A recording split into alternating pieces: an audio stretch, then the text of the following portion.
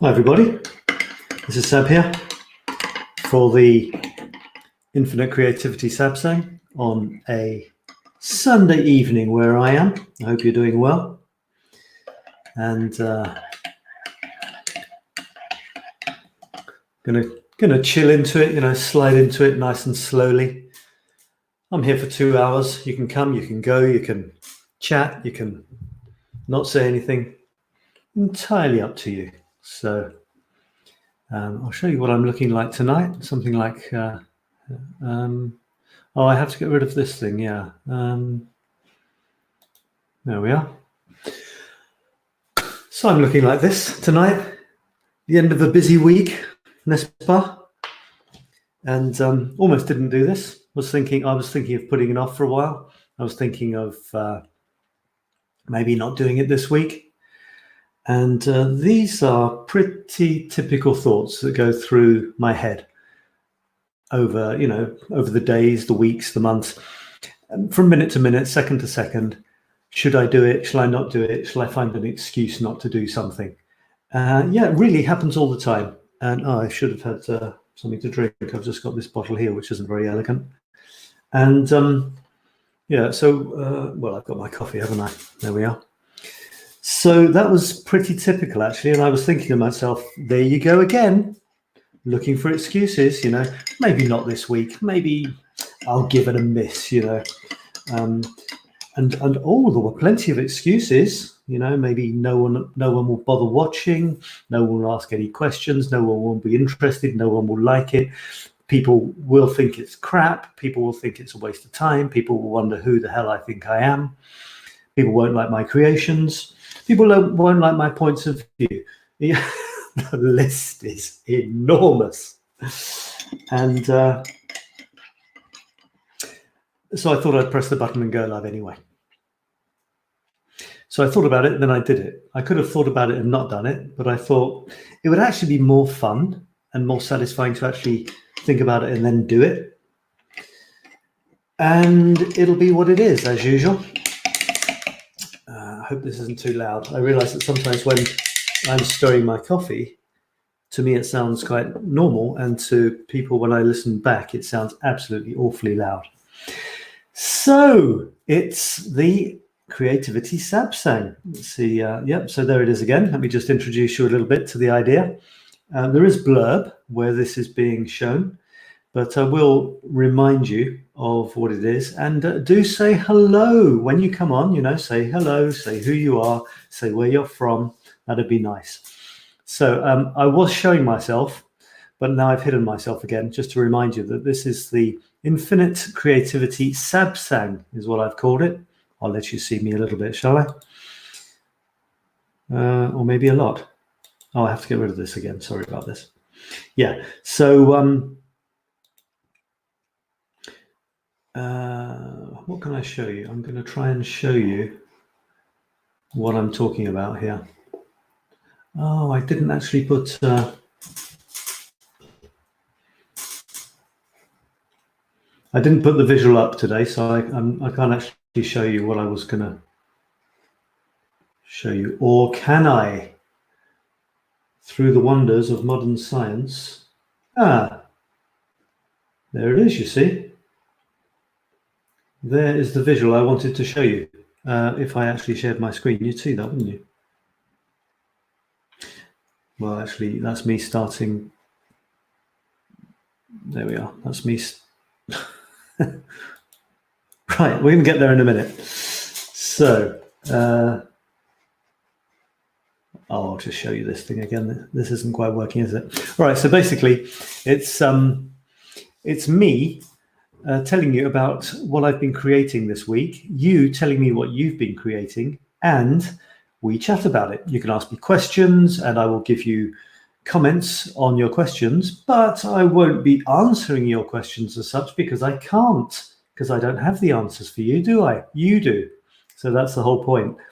But it's always nice to talk about things, especially creative things. Sometimes we feel like we're creating in a vacuum, it's just us. And then, of course, the big questions come in. Is what I'm doing any good? In fact, no, it's a load of crap. And I certainly am not going to embarrass myself by showing it to anybody else.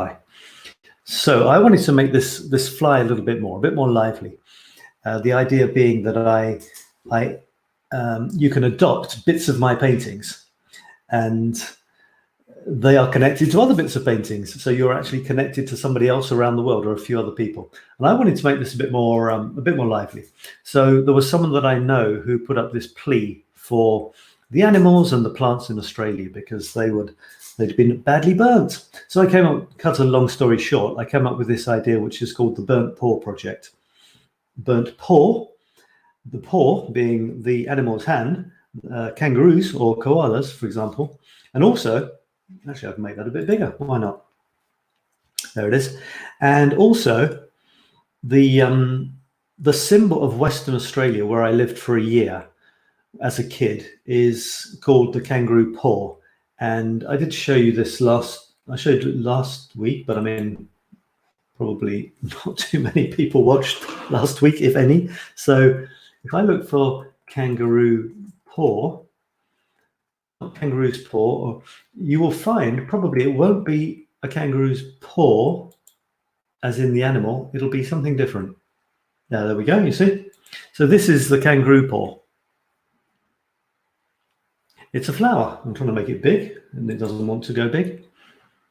Yeah, so this is the kangaroo paw, and it's a beautiful flower or something. It doesn't want to go big. It looks like that, and it's the symbol of Western Australia. And I lived there for a year, so I'm quite fond of Australia. I don't really believe in boundaries or barriers or nationalities really. So I feel, I mean, I'm actually thinking, why am I doing something for the animals in Australia? Why not, someone in my town or something like that? But I've kind of given up on those sort of separations. It's nice to do things with local people, of course it is, and I do. But it's also nice to think of the whole world as a big family. So I know there's plenty of causes that you could spend time on. And that's another argument, isn't it? Which are more worthy? And I've come to the conclusion you should go with the one that you're actually going to do. You're actually going to help, as opposed to just dream about it or talk about it or regret not doing it. And the one that you're going to enjoy doing. So I thought, I know someone who did this sort of heartfelt plea on a video for more plants, more trees for Australia, so that the animals could have a habitat and things to eat. And that was a good enough reason for me. That was the one that made me do something. Therefore, that's the one I should have been doing, I guess. So I'm calling it the Burnt Paw Project, and I'm going to do some of my paintings, probably 9 of them, and they're all made of 9 squares. So 9 paintings with 9 squares. That's 81 little squares. I'm going to put them up for adoption. There's going to be an Australia theme, and this is a warm up to it. So I'm doing these little cards. I've actually got it here. That's the one I just did that today. This is, you can't see that. I'm going to make it bigger. Well, actually, it's the one that's on the screen. There you go. So that's the one I did today. And this is the one I did for last week. All right, so you can see there it's the same theme. I found this sheet of Aboriginal, I'll show it to you, Aboriginal art somewhere. And I copied it. And now I'm copying these. I'm being inspired by them for my little creatures here, you see. It's kind of a kid's drawing, but that's what I do. So that is going to be fun, and I'm doing 9 of these little cards. By the way, say hello if you're watching and you want to say hello. This is an interactive thing where I would like your questions on creativity, anything to do with creativity, any comments, anything that'll give me something to chat about. I'm here for a couple of hours on a Sunday evening. I'm starting the conversation with my stuff, obviously, because I don't have anybody else's stuff, the stuff I've created. And then I'd like some interaction, especially with your questions on creativity, productivity, curiosity, infinity, anything you like. And I'm here to chat about that. And so this is my current project. I'm going to do 9 of these cards. All right, 9 of these. Then I'm going to do 9 quizzes. So the next thing I invented was a quiz on Australia. Oh, have I just closed the entire? That would be a shame. No, that's not it. There we go. That's what I wanted to do. So the next thing I thought of doing was a quiz, an Australia quiz. So I've started creating these things. So this is, now let me make me smaller and that bigger.